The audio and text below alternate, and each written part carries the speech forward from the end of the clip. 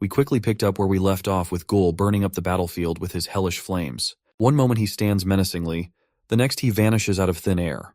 The demons paying attention can't help but feel a heavy sensation incoming. It all happens so fast that one of the soldiers just feels his skin getting pierced without seeing what caused it. Ghoul appears behind enemy lines, continuously scorching the ground. Zeke is woefully unaware of the slaughter happening in the vanguard. He is too fixated on Shuya-Un's barrier. But when Ghoul gets close enough for his presence to be felt, the Wrath Demon army captain's eyes widen in shock.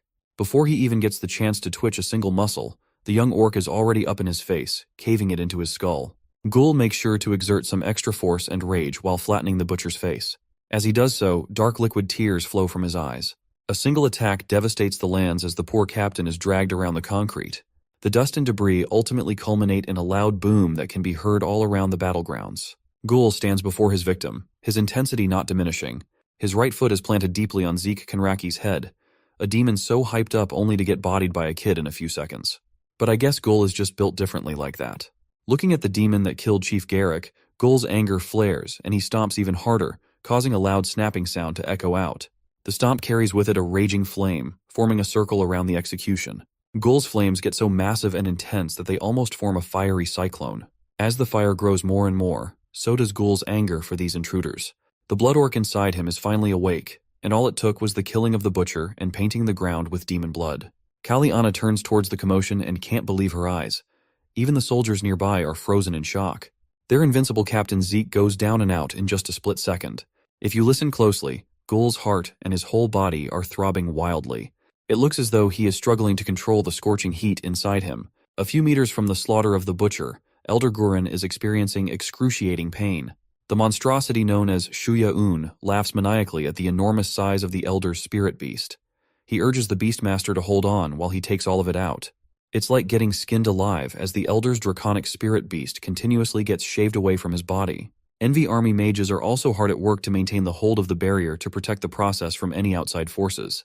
Ghoul is within earshot of the despicable dome of pain, so he hears the Elder struggling and roaring in agony inside. He slowly turns his head around to see what the screams of pain are all about. Recognizing that it is the stern voice of Gramps, the dark clouds in his eyes clear up, and the sweet, troublemaking kid resurfaces. Ghoul sees the Envy Demon army captain smirking with satisfaction nauseatingly. The dark clouds immediately come back after being triggered by the despicable display of torture. He starts walking up, leaving the disfigured corpse of the butcher to warn Shuya-Un not to touch the Elder. Stomping all the way through, he makes it to the outer rim of the defensive dome. Ghoul grunts and raises his foot, covering it with flame and priming for a point-blank attack. One kick is enough to shatter what is supposed to be an unbreakable defensive spell made by multiple demon mages. Ghoul's fire looks as though it is eating and disintegrating the very essence of the barrier. Shuya-Un is still grinning from ear to ear, thinking that this personal mission of his was too easy. But when the young blood orc closes the distance with an even more concentrated flame focused on his foot, the decrepit captain's smirk evaporates. This is not your run-of-the-mill flames. Contained within is the force that erased the butcher's life in a split second. Based on the intensity of it, maybe it's an even stronger attack. Shuya-Un grits his teeth in frustration. His people were supposed to deal with these kinds of interruptions. The old demon is forced to stop his stealing process to duck and dodge the incoming attack. Shuya-Un is so greedy for the spirit beast that even when he's about to fall from the impact, he's still desperately clinging to its essence. Ghoul's attack creates a vacuum that draws in every demon around, including the portal-making Suri-Min. The platform that the Baron made is also dislodged from its position, while Elder Guren is still attached. Thankfully, the force is enough to knock the old orc out of the platform's embrace. Still, the damage is done. The spirit beast coating his body is depleted by a lot, and blood is coming out of his orifices. Shuya-Un regains his footing. He is literally fuming with anger as his soul-cast Arendama is interrupted and cut short. He doesn't give a damn about his soldiers, officials, or even about the culprit. He is just devastated that his technique was interfered with. The decrepit demon is so confounded because he can't finish extracting the dragon out of the Beastmaster. Suri-Min and the Baron are sent flying close to each other. They don't see what caused the commotion. Something just explodes in their faces, and it is too sudden and chaotic to see. Shuya-Un needs someone to blame for this disruption. He starts throwing a tantrum like a kid, for he only managed to get half of the precious draconic spirit beast that was supposed to make him perfect. The culprit obliges by reappearing beyond the smoke and dust with his leg primed for a full swing. Ghoul is stretching his legs over his head, and Shuya-Un manages to catch a glimpse of the incoming attack. Seeing the one responsible for messing up his plans, Shuya-Un's voice turns cold. Everything happens so fast. but the decrepit demon still manages to take up a proper stance while dodging Ghoul's assault without any wasted movement. While Ghoul is suspended in the air, his attack failing to connect, he is at the mercy of Shuya Un's next move. The old demon's legs plant deeply into the concrete, trying to increase his momentum. Then with a sudden explosion of strength and movement, he aims for the young orc's side with a kick of his own. It looks as though Ghoul manages to get some semblance of guard up at the last second, but the demon's legs are as big as his entire body.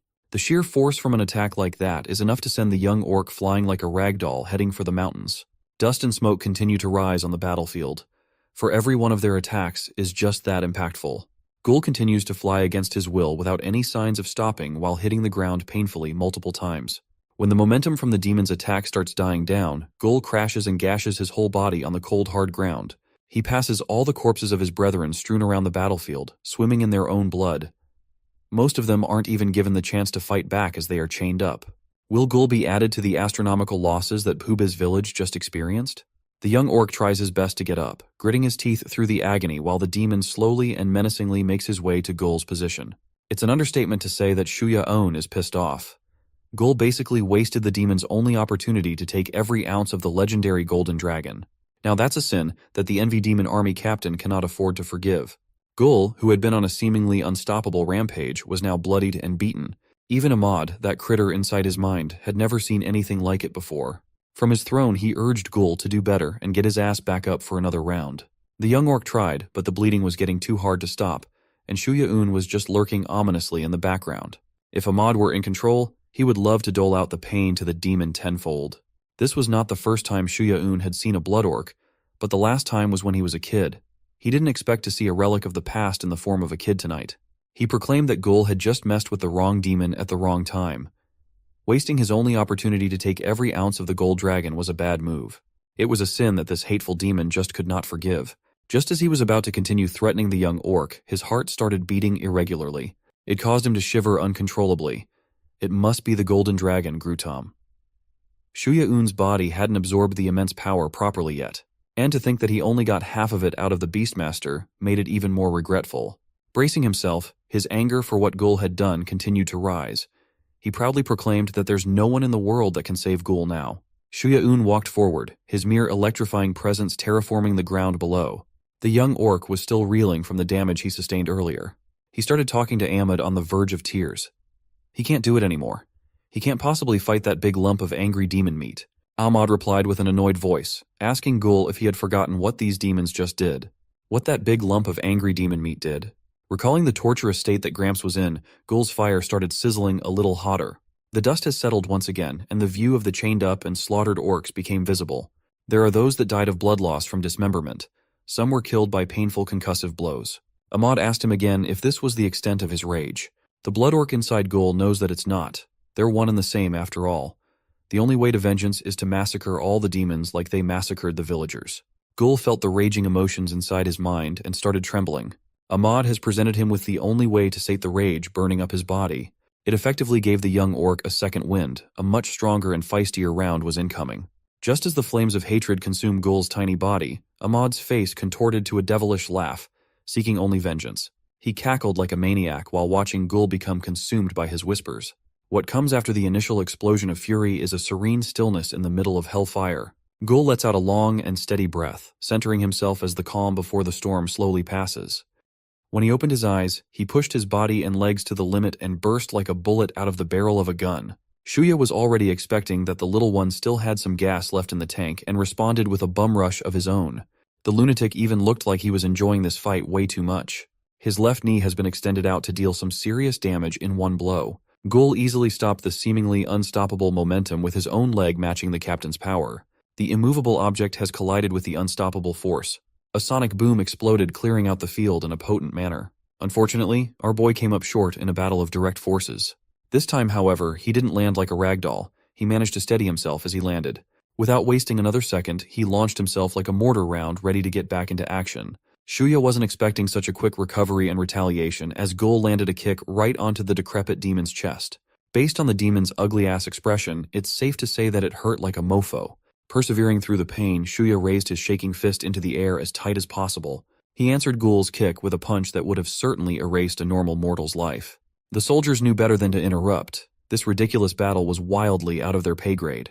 Throughout the whole fight, Gul was getting clobbered all over the place. The captain of the Envy army didn't get where he is now without the strength and experience to back it up. Hell hath no fury than an old demon scorned.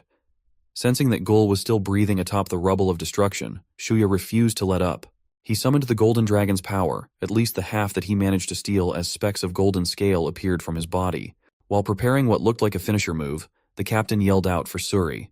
The second-seat lieutenant instantaneously responded and ran into action to receive her orders from the big boss. It looks as though Shuya was still having trouble digesting the gargantuan power of the spirit beast, and wanted an escape path to get out of boobies immediately. This is not looking good for Gul at all. He might look like he's out cold, but that might not be the case, as his legs were still twitching. Suriman used her scepter to rip the fabric of space and opened a dimension gate that they could safely use to withdraw. The young orc knew what they were doing, and he refused to let them run without the proper consequence. He would gladly grit his teeth and push himself to the limit, just to prevent the Envy Demon captain and his goons from getting away after everything they did. Shuya looked onwards. Not letting Gul out of his sight, he was starting to feel threatened. He asserted that the boy just got lucky this time. But this won't be the last time that they'll meet, and he's sure of that. Gul refused to listen to all the arrogance and bullcrap that the captain was spewing. After positioning himself for maximum momentum, Gul took to the air like a ballistic missile launch. His guttural roars of rage filled the entire battlefield with heat and pressure. From up above, he started coming down to the ground at terrifying speeds, resembling a meteor heading for land. As Shuya was being swallowed by the dimensional portal, he warned Gul to pray that they don't cross paths ever again, or the kid will never see the light of day. Shuya has some balls to spout some threatening words while retreating like a rat. The portal had closed, and the Envy Army posse was nowhere to be found. Gul's meteoric strike landed on nothing but the ground, causing needless destruction. Kaliana watched everything unfold, including the scene of how the remaining army captain bailed on the rest of the army like the bastard that he is. She was effectively left to fend for herself and the remaining troops against an unpredictable factor in the form of a small red orc. Gul looked as though he was operating solely on instincts at this point, uncontrolled by any rhyme or reason. He slammed his head to the hard ground in frustration for not being fast enough to catch Shuya. Gul had gone through a lot in the span of a few minutes. The injuries he had sustained were not light by any metric, but the most painful thing he's suffering from was failing to kill and skin that bastard Shuya-un alive. The emotional scream of regret, pain, and defeat resounded around the battlefield, shaking the very ground he was kneeling on. Elder Goran slowly stood up, shaking from the injuries and bloody wounds he sustained. He's still weakened from 50% of Grutom getting stolen. He tried his hardest to open his eyes and saw little Gul agonizing with tremendous pain. With the main threats gone, Gul entered some sort of catatonic state while he was still standing up straight.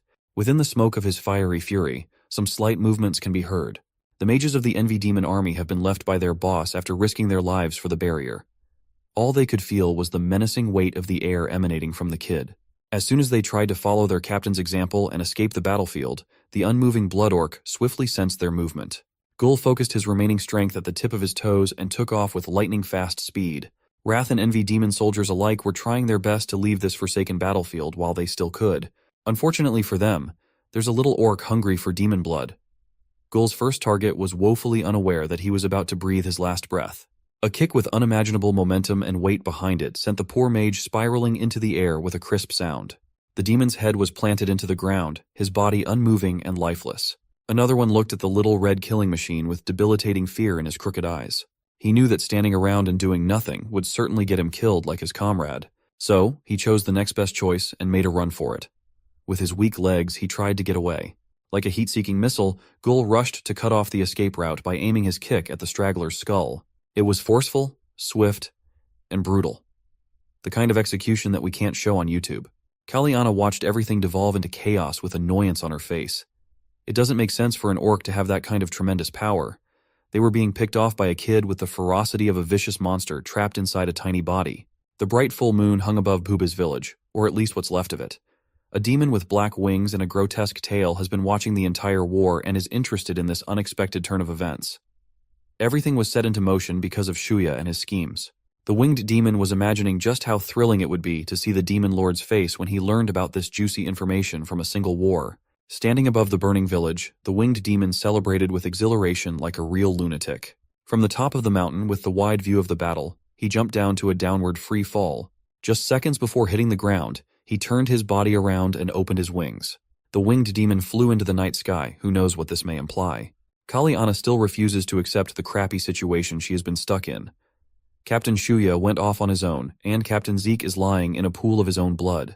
They were supposed to be the cream of the crop, the strongest demons in the army, but they were killed or driven away by a single young orc. Gul wasn't looking so hot either. I mean, I'm sure the fire makes him literally hot, but the injuries he sustained are no joke. So does Elder Gurren's condition.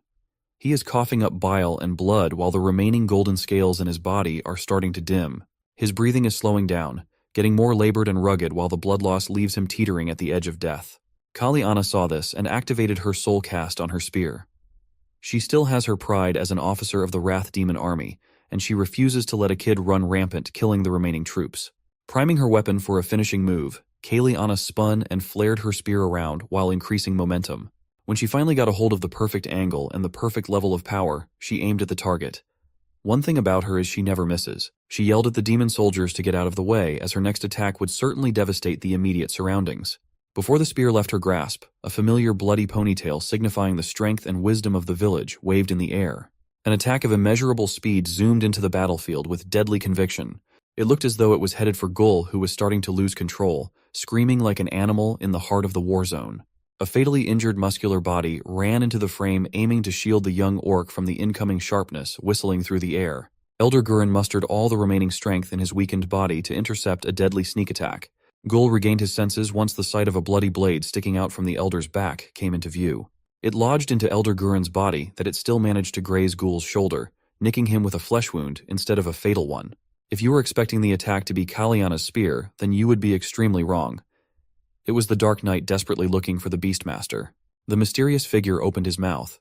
He was relieved that he had finally found Grudem the dragon. The death of the spirit beast equates to the death of its master. Elder Gurren was already on the precipice of demise, but the blade lodged in his chest just made the process much faster. He spouted out copious amounts of blood for one last time as the air slowly left his body. With the last bit of the orc's tenacity, he tried to move his hand to hover around the speechless Gul. He grabbed the kid's whole head, causing Gul to jump slightly in fright. Elder Gurren started talking to his longtime friend inside his head. He addressed Grutom, or what's left of the spirit beast at least. Goodbyes are incredibly hard, but they have been pushed to the point where that's the only thing left to say. As the crimson skin started dissipating and Gul's green body came back with teary eyes, he tried to talk to Gramps. Elder Gurren just had one wish, one final request. He just wanted the Golden Dragon to take good care of the young lad, the remaining orc of Boobies. The Elder pleaded, if not for the sake of their longtime partnership as Beastmaster and Spirit Beast. When Gul turned back to his original form, all the pain and wounds caught up to him at once, passing out and hitting the floor. Mr. Dark Knight expertly drew the blade from the Elder's back, spurting out even more orc blood on the battlefield. Elder Gurren felt the pain of his internal organs getting eviscerated by the blade on the way out. He screamed in unbearable anguish. A few seconds later, the Beastmaster closed his eyes. Elder Gurren fought valiantly as hard as he could, but it simply wasn't enough. He died as a warrior protecting the next generation. Gul knew that, at that moment, he knew just how deeply the old man cared about him. He went back into an unconscious state with tears streaming down his face. Kaliana was on the other side of the field, still clutching her spear. Her soul cast was wasted, and her thunder was stolen by the mysterious figure. She can't complain, though. The Beastmaster is dead without her making a move. The Dark Knight expertly cleaned the orc's blood from his blade and put it back into its scabbard. Kaliana finally got a clear look at the culprit who came out of nowhere just to land the killing blow on the Beastmaster. She called the hooded figure the Forsaken One. In distant lands where the pace is less frenetic than the land of the orcs, people went about their day as usual. An old man is being berated for being so cranky just because he didn't get a chance to take a bite of some dumplings. Even the demon settlements are as chill as hell. There are two youths comparing muscles and more. The common denominator among all these varied places was a single bounty poster for a wanted individual. For those who dare to challenge their luck, bringing in the Forsaken One to the nearest guild could net 20,000 gold. Dead or alive? Some newbie adventurers looked at the poster, and their eyes were glued to the astronomical bounty on one person's head. It's the biggest bounty you can see for just a single guy. The newbies were brimming with unearned confidence, braggingly promising each other to take the Forsaken One's life if the situation arose. But Chris, a platinum-ranked adventurer, overheard their ridiculous situation and strongly advised them to abandon all thoughts of taking the bounty. Seeing a well-known adventurer discouraging them from apprehending a criminal was confusing to the newbies. It's their job to do these kinds of things after all. Chris admitted that it is their duty to keep the peace, but going up against the guy in the poster is simply an impossible task. By his estimation, one would need an entire army to take down the Forsaken One. A revelation that shocked the newbies. The veteran adventurer added one more piece of advice.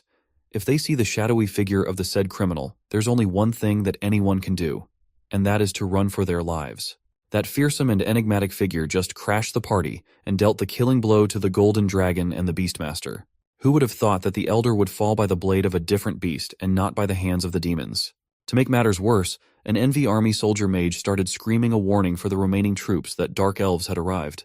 His loudmouth earned him a vicious blade on the neck, killing the bastard in one hit.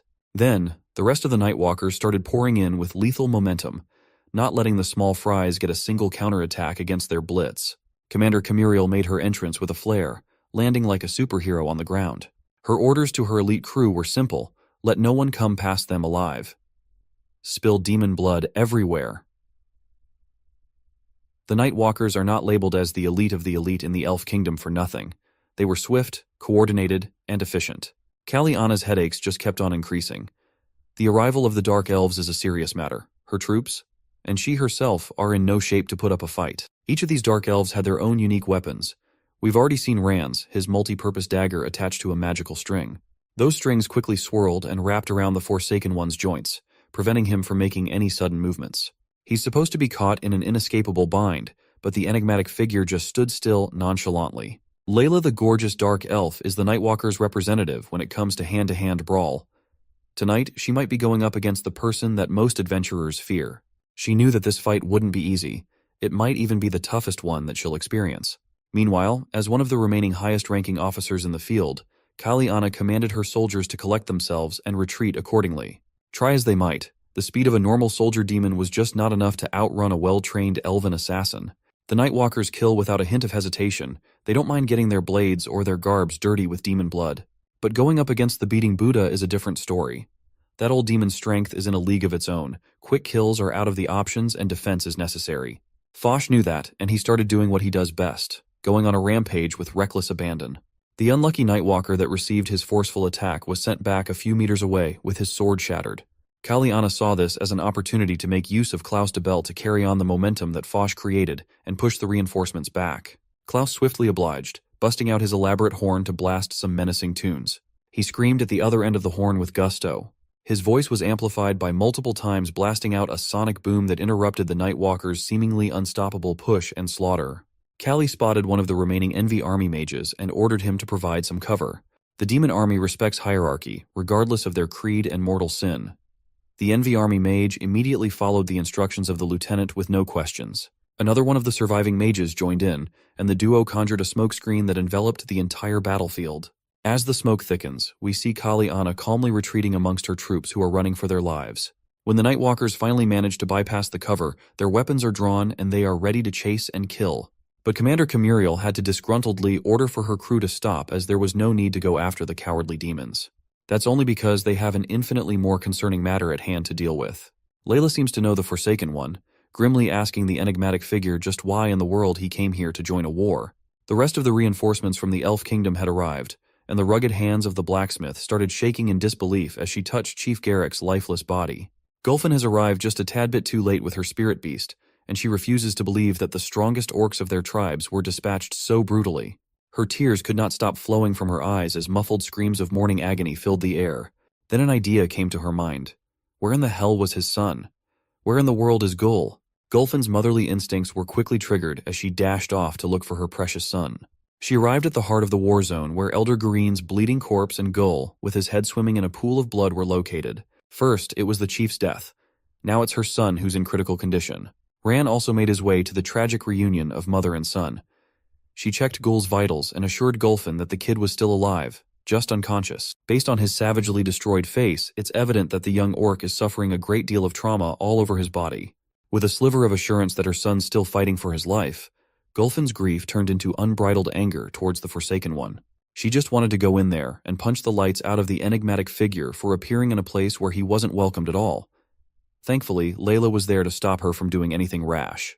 Gulfin understood that this is not the time to let her emotions consume her, but it's still hard to hold back when you see the people you love in such conditions. The Forsaken One finally made a move, a swift one at that. It was so fast that it felt invisible, When he slowed down, he was already sheathing his sword as the magical strings were cut into pieces. Then he walked ever so slowly, each step carrying an indomitable weight. The Nightwalkers braced themselves, but even they were unsure whether they could hold a candle against such a menace. The Forsaken just casually walked past them, not drawing his sword or doing anything outrightly threatening. Ran was infuriated.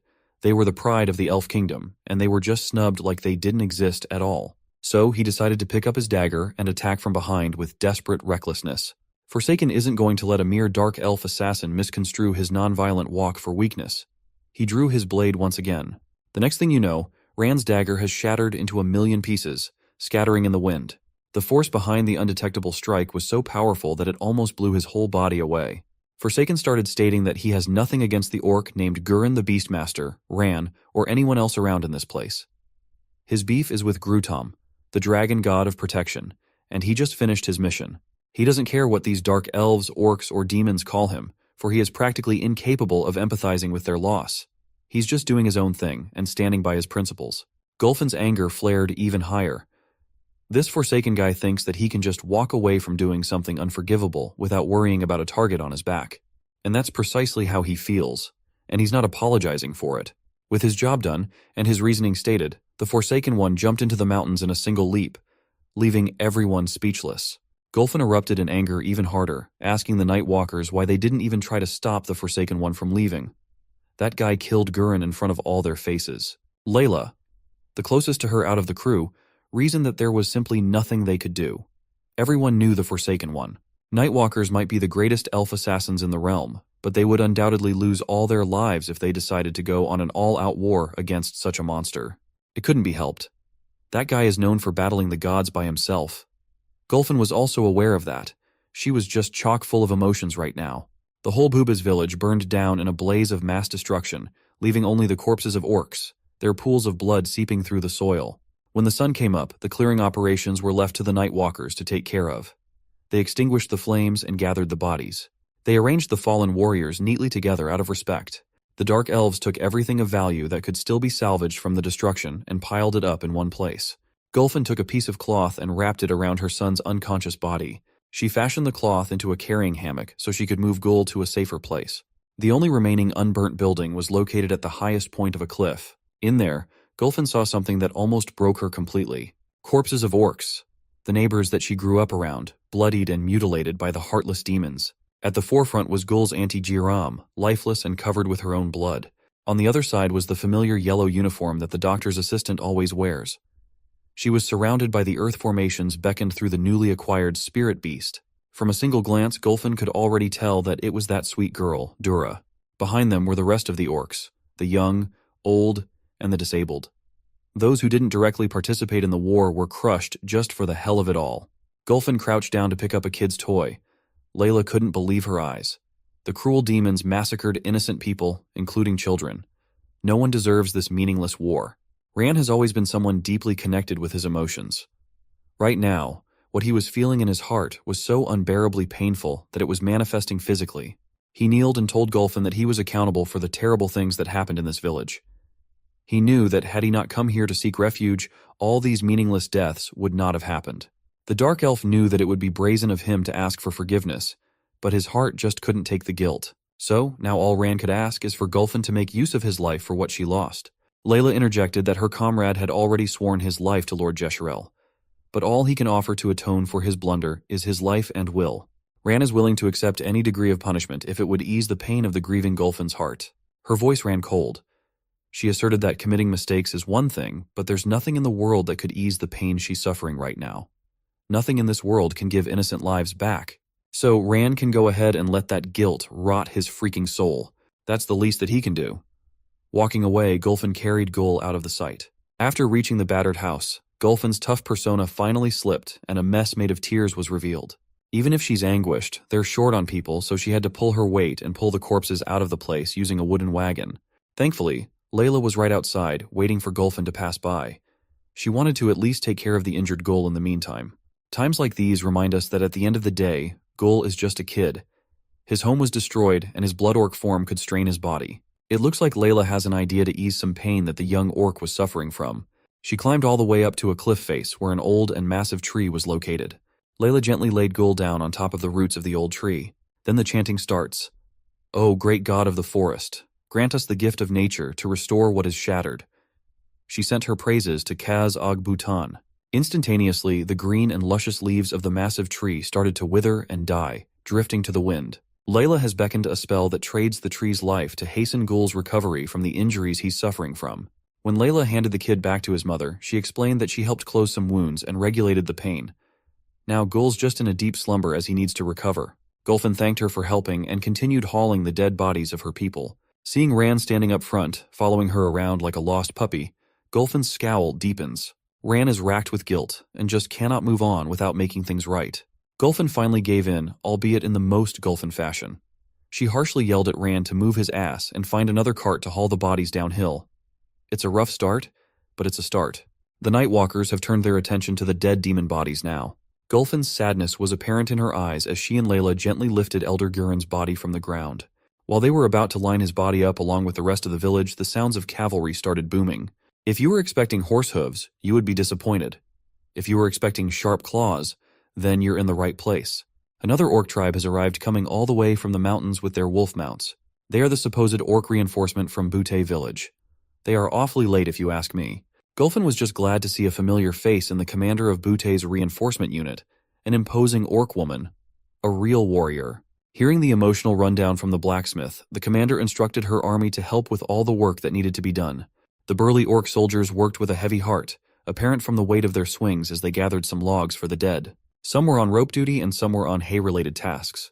When the sun had gone down and the moon hung bright, Gul had woken up, but the deeper wounds of yesterday's battle were still fresh. Butte orcs worked hard to make individual deathbeds for every corpse that the demons killed. Before the burning of the pyre occurs, some words are said in recognition of the fallen heroes. Gurin the Beastmaster was once a ferocious orc. He protected the peace that the orcs had enjoyed for hundreds of years, along with his brave warriors. And now he's dead. The legend has come to rest. The only ones to blame here are the demons that mercilessly killed so many innocent people just for the sake of feeding their own damn greed. Butte commander urged everyone present to remember this day, all their brothers and sisters. The atrocities that befell Bubas will not go unsettled. Turning their targets to the demons lit a fire in every warrior's heart. They all shouted their war cry in unison.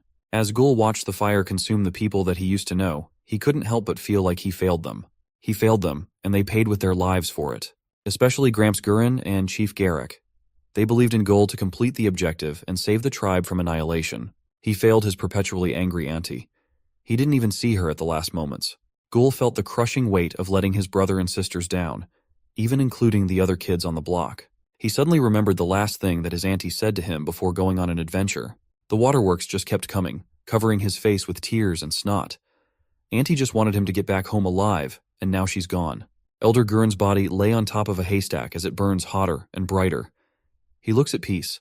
Then Gul remembered the arrogantly twisted expression of that demon army captain as he stole the spirit beast out of the old orc. If he remembers correctly, that decrepit demon's name should be Shuya Un. That's the guy. That's the reason why all these bodies are burning at the pyre. His grief and sorrow steadily transformed into a pure form of hatred and fury as more and more of his people turned to ash. Meanwhile, back in the Elf Kingdom, Khal Mors was still en route to Pubiz with his full gear on. His stamina had been zapped for quite a while now. But at least he was almost there. Almost out of the Elven Kingdom border. Just from a single glance, you could tell that this guy wouldn't last long at all. His legs were all wobbly already. He was huffing and puffing for air like he just ran a marathon without proper training. Finally, this forgettable character crashed out, kneeling to the floor, weakened and thirsty before even getting out of the elf territory. He desperately screamed for Layla, but his voice couldn't travel that far. Besides, there were more important things to do in the ruins of Bubiz. Now let's turn our attention to a character that actually matters. Lomi and her wild talons, lustrous shoulders, she's truly a perfect specimen of the bird species. She was the white blur that left everything in the dust. This time, however, a familiar face spotted her while running around. The snake. Lomi did what we call a manual brake, stopping an unstoppable momentum by using her feet as brakes until skid marks and smoke appeared on the ground. She did such a masterful maneuver on account of seeing something beautiful out in the wild. It was a worm, a real live one, just crawling on the ground as if teasing Lomi to take a bite. The last time Lomi encountered an opportunity like this, she failed to grasp it because of some bird-on-bird interference. But it was different now. She was stronger and faster. Just look at those chicken muscles. The bird started gliding through the ground at breakneck speeds. Thankfully, her neck could withstand the momentum. Her eyes were thoroughly locked on one thing and one thing only, the tastiest snack in the world. This time, even without her dark elf master calling the shots, Lomi's supercharged quick attack was still as crispy as ever. The gummy worm-looking worm was just chilling on the ground, minding his business and whistling to the tune of the serene woods. That piece might be ending soon now. A pervading feeling of dread consumed the worm in an instant. Lomi and her hungry mouth were already open, ready to scoop in the snack of the gods, the chicken gods specifically. But she stopped the attack just centimeters away from the heavenly taste. Sensing danger incoming, Lomi started flipping and flapping her wings really hard. Thanks to that, she avoided being included in a pretty heavy crash in the position where the worm was located. Who's behind that crash, you ask? Well, it's the snake, of course. He's been waiting for Lomi since that time after the goblin lair raid. What happened before might have been a failure, but this time is different. The snake has gathered some friends to go up against a single chicken. A deer that looks as though he has seen some stuff in a brutal war. An ape that looks perpetually constipated can't be a good sign, right? There's also a boar that looks like he doesn't know what's going on, or where he is. He just looked confused. Another one of the team was an oddly human-looking sly fox that looked like he was up to no good. The kind of guy that you keep your children away from. Then there's the snake. Nothing much could be said about him. He's arrogant, he wants to eat, and he's very bad at picking his prey.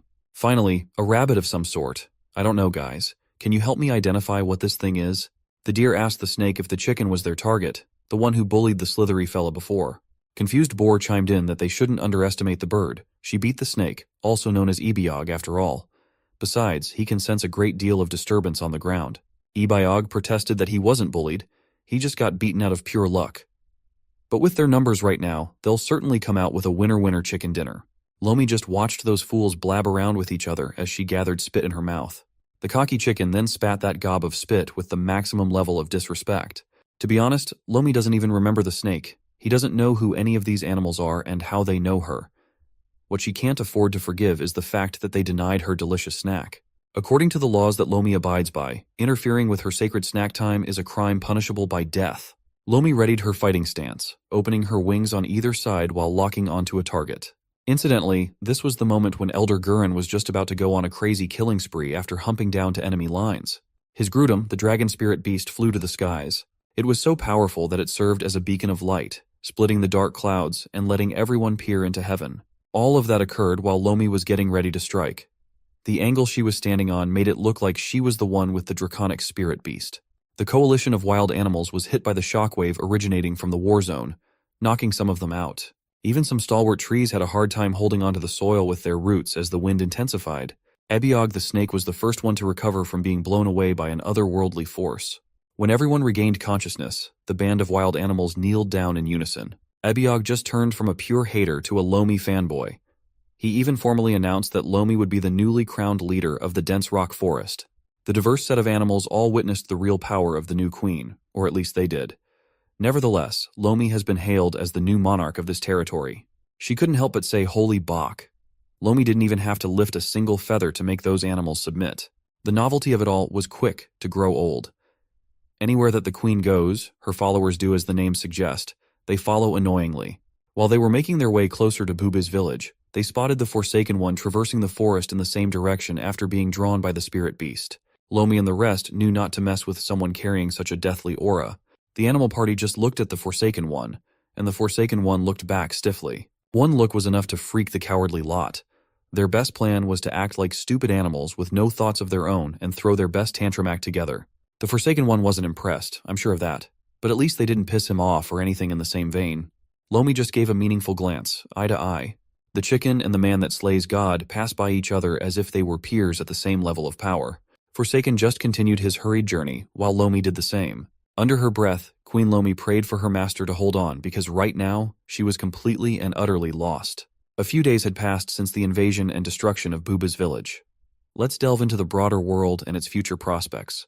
In the realm of humans, the heavy and dignified footsteps of Guildmaster France echoed through the halls of the Initio Guild. He headed to the infirmary where Red was undergoing treatment, and the lucky bastard had a bunny girl as his nurse. Unfortunately, the other members of their humble party weren't as fortunate, losing their lives and sustaining heavy injuries from the Demon Scout Party. Spade, the platinum-ranked adventurer, made a surprise appearance to discuss matters with Master France. In his hand was an ominous card depicting the King of Diamonds. Flashing this card led him to be escorted by the guildmaster to a hidden dungeon. There, some unfortunate sap had been detained with a broken leg, crudely splinted to minimize the damage. It turned out that Slick, the greed demon scout, had been caught alive and injured thanks to the guildmaster's timely response. Spade had been brought in to get answers to some very important questions regarding the demonic army that had marched through the woods that day. In an unknown corner of the realm, a human wearing a golden crown and a brawny orc stood side by side. They turned around to welcome some guests. It was two old geezers wearing orange and red tracksuits respectively. The orange geezer was your typical small and bald elder, while the other one looked like an older version of a Dragon Ball character. The man wearing the crown seemed shocked at the appearance of these two. In the realm of the elves, Lord Jesherel looked as though he had just received some extremely grim news. Perhaps it entailed the passing of an old comrade in arms. Receiving the report from his Nightwalkers awakened something slumbering inside the king of the elves. He swiftly gathered the strongest and brightest that his castle offered, a roster of 5 impressive-looking generals. There was a woman swordsman who looked like she dominated men for fun. Another one looked like she had the ultimate paladin build with the matching seriousness to boot. On the other side was a young man in golden armor. He might have looked younger than the rest, but he looked like he could get things done. The other armored knight looked like he had been through some tough scuffles in the past with all those battle scars. The last of the 5 generals wore what looked like a deer skull mask, but that didn't hide the impressive physique under the armor. Back in the little village plagued with goblin problems, things had settled down after the destruction of the lair. Osan and Rashan were back to their peaceful farming life. Miss Reika shone as brightly as the day before she was kidnapped to be a human sacrifice for a pagan goblin ritual. Speaking of goblins, it seemed like the remainder of the dead king's crew had somehow survived. They were still as lively and rowdy as they were when they tried to adopt Ghoul into the group. Few factions were aware of what happened to Boobies, and one of them was the supposed reinforcement troops from Butte. The orc on the throne of Butte had just received news of the neighboring village's demise, and he wasn't pleased at all. He was so pissed off that he cracked the letter cylinder in half with his strong grip. The troops that arrived late had a somber look on their faces as they gathered the blades of their fallen kin. Gulfin had never stopped working to give her people the passing rituals they deserved for fighting tooth and nail until the end. On top of the cliff, in front of the old tree that had withered and died to heal Gul, the weapons of the fallen soldiers stained with demon blood were displayed. Gulfin kneeled down and gently rested a hammer on a platform. Gul followed the lead of his mother and carefully placed a meat cleaver on the pile of memories. This was their way of honoring those who had passed while fighting until the end. Auntie Jeram's butcher's knife was front and center on the platform. Now that everything is done, the neighboring orcs must grieve and regret in their own way. They packed their bags and went back to Butte with the thought of how fragile an orc village could be against forces outside of their understanding. It seemed like the Nightwalkers were also preparing to depart now that Boobiz, or at least what was left of it, had been taken care of. Gulfin didn't make a fuss. She was practically numb from the pain of burying neighbors, peers, and loved ones. She just waved at the Dark Elves in farewell. Commander Kimuriel gave a sincere bow, full of unspoken thoughts that both parties understood. With their mission in the Orc village finished, the elite assassin crew of the Elven Kingdom was now heading back to wherever the Lord's orders took them. Gul was still recovering from his injuries. There were still wounds all around his body, and he was having a hard time walking. The boy was resting at the end of the wagon.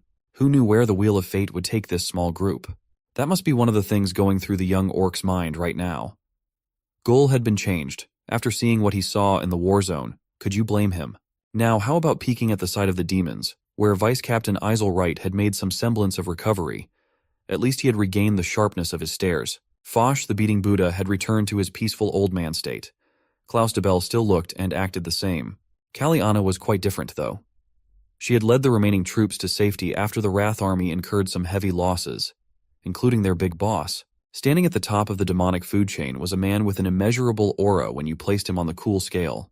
The demon on the throne simply proclaimed that someone had committed a grave sin against their creed. I would recognize the trio being accused of committing atrocities in the previous invasion.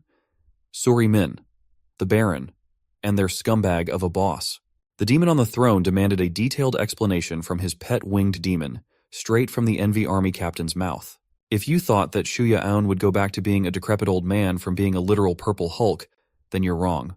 The bastard had turned the clock back to look like he was a lot younger and more buff than he was before. Envy Captain Shuya Aoun would be a problem. I could already feel it. Every time Gul closed his eyes, the image of Shuya Aoun draining the Elder's spirit beast out of his body played out in the young orc's mind. He felt utterly helpless. Gul just wanted it to stop. His teary eyes and innocence made it hard for him to witness such inhumane acts. He screamed and pleaded for the old man's suffering to cease, to no avail. The screams of agony got louder instead. In Gul's dream, the longer it went on, the redder and bloodier the floor he knelt on became. One moment he saw Gramps being torn apart by a sinister demon. The next, he was in the field, surrounded by corpses piled up by the invasion. Then he was back with Elder Gurren, Shuya-un not in sight, but the damage was done. Blood had been spilled, and the pain could not be taken back anymore. Gul remembered the cranky old man's pleading last words for Grutom to please take good care of the young lad for the sake of their long-running partnership. The kid still didn't understand it right now. In his mind's eye, Shuya-un looked even more grotesque than in real life. A monster that would always linger and make him worry about the day the demon attacked once again. The series of disturbing imagery was literally cut short by the unfathomable sharpness of the Forsaken One's blade, spilling orc blood and putting an end to the cursed war. Gul opened his eyes, bawling his eyes out after experiencing such an intense dream. The people around him were mortified for the boy. Ran, who sat beside him, tried to approach gently, putting his hand on Gul's shoulder and making sure he was all right. Gul realized he was just stuck in a hyper-realistic dreamland of what happened that night. He chose to tough it up and said that he was fine. Layla and Gulfin didn't buy that for 1 second. He'd been crying and screaming in his sleep. His mom just took him into her embrace, and Gul started whimpering again. When Gulfin assured him that it was okay not to be okay, the young orc started turning into a sobbing mess, crying even harder. The poor boy had been thoroughly traumatized. Thankfully, he had his mom by his side now. She was certainly a big help in comforting Gul, even though she was also suffering from all the losses. Their wagon finally reached Butte, the definitive orc city. It was an orc settlement much bigger than Buba's village. Their architecture leaned on the edgier side, but their walls were tall and strong. The wagon slowly entered the city, escorted by multiple soldiers. Some citizens waited by the entrance, looking forward to the arrival of the reinforcement unit they sent out and the guests. Dak Tunder, the chieftain of Butte, took the time to personally come out of his office to welcome the newcomers with open arms. But the circumstances didn't really merit celebration. Gulfin, Gul, Ran, and Layla hopped out of the wagon to properly pay respects to the city's leader. Dak Tunder might have looked like a brute, but he and his crew were very respectful and returned the gesture. Gulfin broke the silence and personally gave the chieftain the rundown of what happened in the war. Seeing that Elder Gurren wasn't aboard the wagon, Dak reckoned that even the Beastmaster didn't make it out of that hell alive. Gulfin recalled how the cruel demons burned Bubiz to the ground with reckless abandon, how they killed every last orc, scouring the entire area and even slaughtering children. Dak put his hands on her shoulders with a comforting tap. His palm was big and strong. Then, he tightened his grip to signal that he understood. The chieftain's one regret was that, despite his incessant urgings, Elder Gurren seemed fully intent on cultivating a culture of peace, rather than preparing his men for battle, keeping them sharp. As a result, he effectively threw away his life and the lives of the people he was supposed to protect. Hearing that from a stranger didn't sit right with Gul. How dare this bastard badmouth the elder, tarnishing his memory? As he clenched his crutch, Chief Dak was amused to sense some anger directed at him. He didn't rebuke or scold Gul. In fact, he liked the fact that the kid had some anger inside. That's because Gul's not the only one angry here. Everyone is.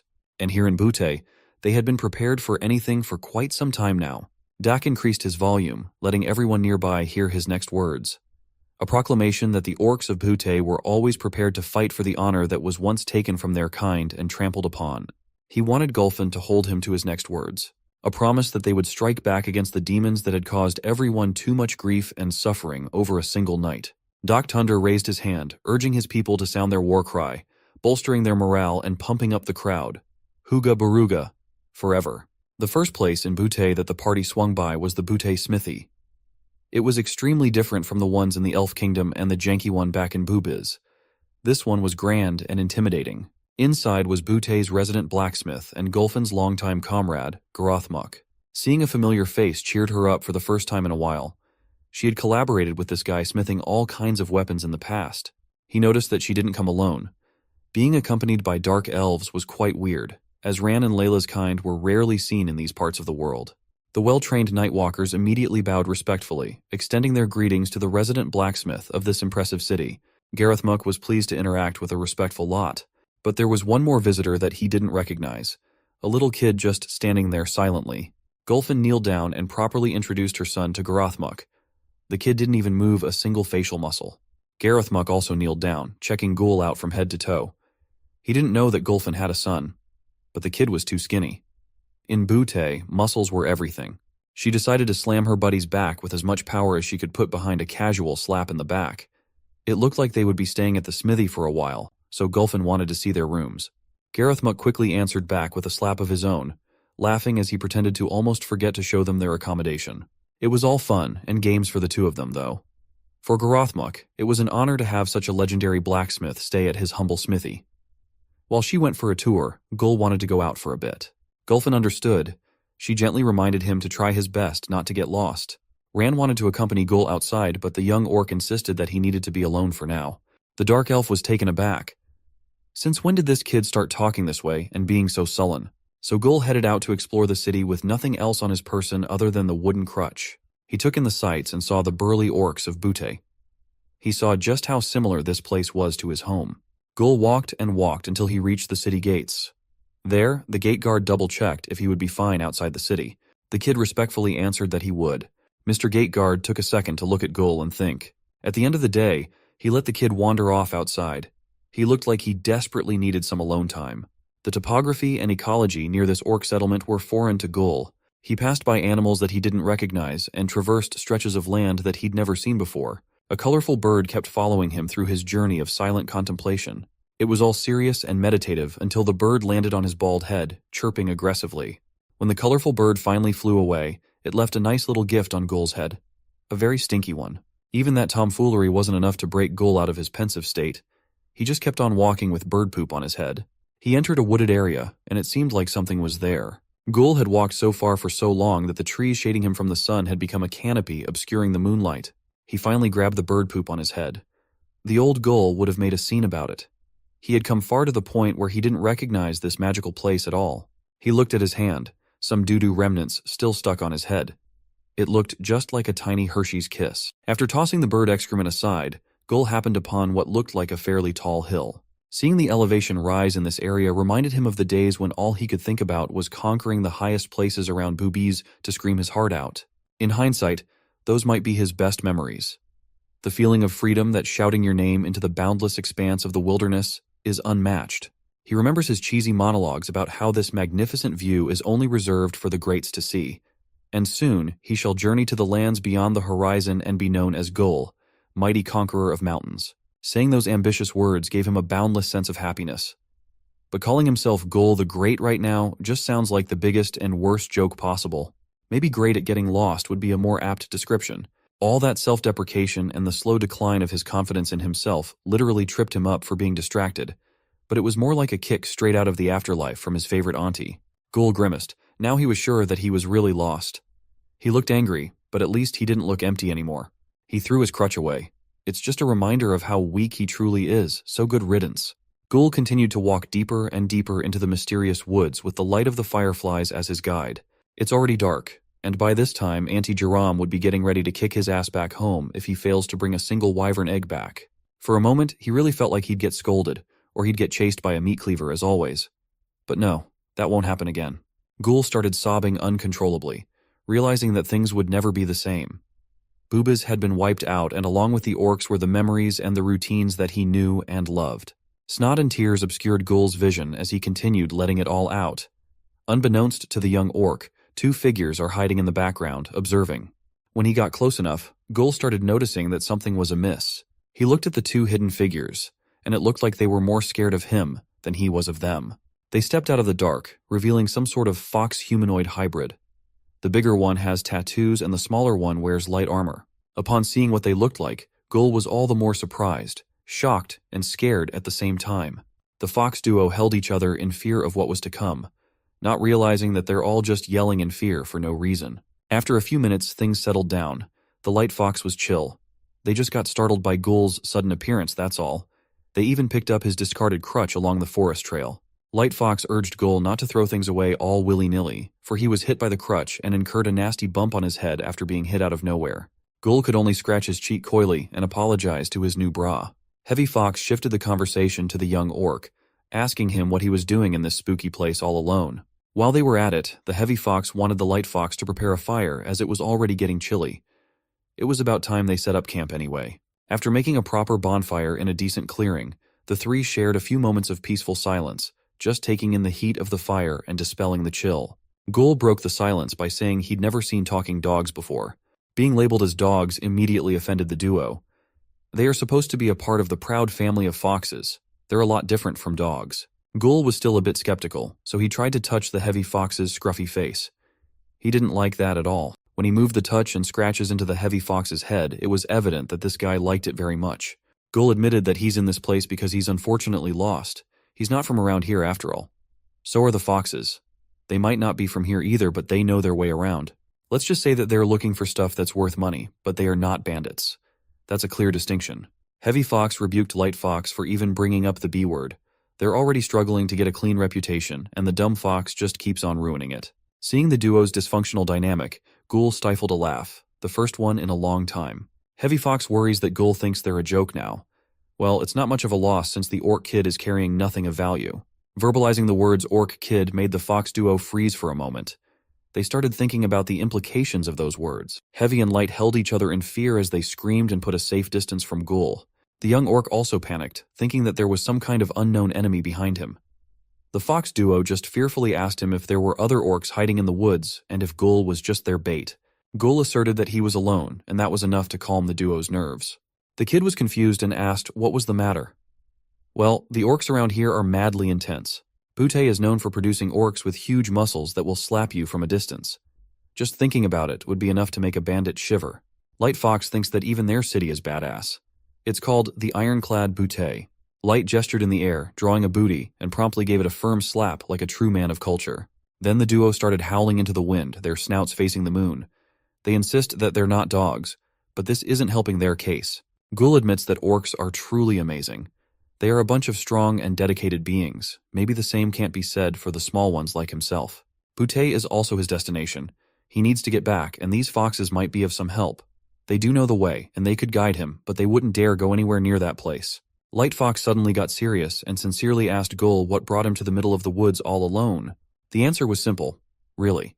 He just wanted to clear his mind of something very painful. Light playfully bantered that they definitely didn't see the kid crying in the dark over that something. Ghoul himself hasn't fully processed his emotions yet. But whatever that is, Light is sure that Ghoul can make his way around as long as the kid continues moving forward without stopping. He must move with all his strength unless he wants to be stuck in whatever he's feeling right now. Hearing those unexpectedly wise words from these non-bandits kind of cheered Ghoul up. But before they do anything else tonight, Heavy Fox wanted to show Ghoul something amazing, some peppers. It's the new precious stuff, one might even say the good stuff. Ghoul scanned the peppers over, and he couldn't shake the feeling that he had already seen this thing in his auntie's book of herbs and spices. Light's mood got a little lighter. Are they going to cook these peppers? Ghoul prefers eating meat, though. But Light asserted that this thing is good for clearing your head. Like Ghoul, have you never had something so spicy that it makes you forget all your problems? Well, these peppers are so hot that maybe you'll even see the gods. Light Fox didn't waste any more time and put a pepper in his mouth. He chomped down hard, and the strong flavors immediately coated his taste buds. He's used to the spice by now, calmly letting the smoke out through his snout and ears.